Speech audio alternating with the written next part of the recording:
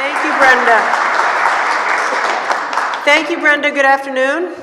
Good afternoon.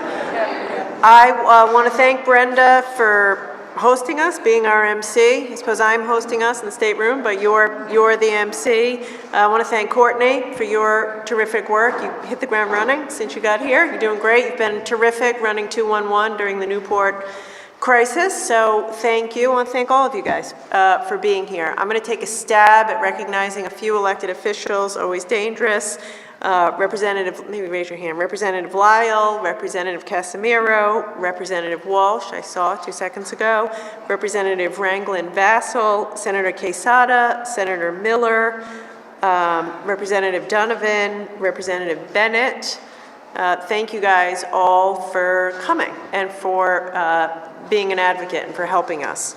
I see Representative Kislak just joined us, so I'll stop there. But all of you, Sandra Cano, Senator Cano is here.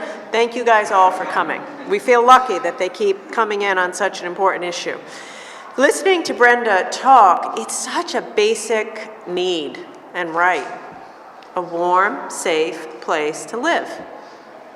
Not a fancy house, you know, not anything other than what you said. A warm, safe place to live. It is such a necessary thing to do well in school, to do well in work, to hold down a job, keep a family together. You know, all the issues that we deal with, whether it's the overdose opioid crisis, whether it's unemployment, the issues in DCYF, all would be made better if we could take a big step forward securing affordable, safe housing for every Rhode Islander. And so that's what this is about. We've made a lot of steps. You know, we've made a lot of progress.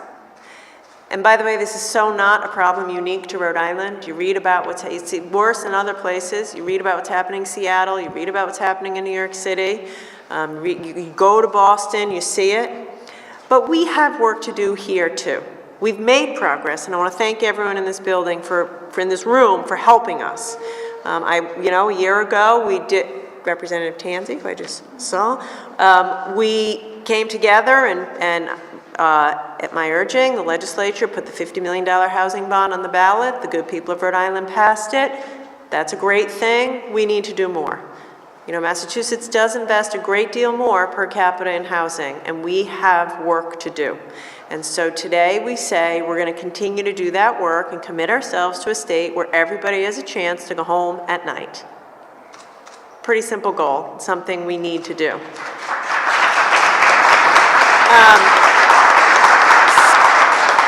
Specifically, there's long-term planning and there's investment, and the solution, of course, is more housing, right? But there's a thing we can do right now in this session. So right now, about 10,000 Rhode Islanders, you can correct me if I'm wrong, about 10,000 Rhode Islanders receive rental assistance vouchers. And we all know what that is, and it allows them, frankly, that voucher is the difference between being able to get an apartment and not. Unfortunately, there continue to be discriminatory practices on behalf of many landlords who don't want to accept these. We have a chance this session to pass legislation to make sure that that doesn't happen. I want to get that done this session. Let's get together.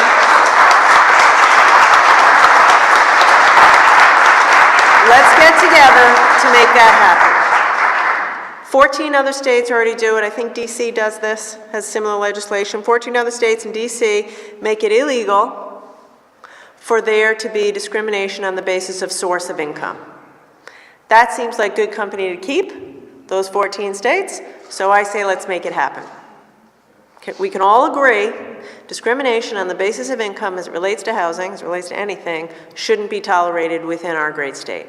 So I am very supportive of this effort. I want to get behind it as we begin the new legislative session. I'm grateful for your support, and let's make this happen as a huge step forward for the people of Rhode Island. Thank you.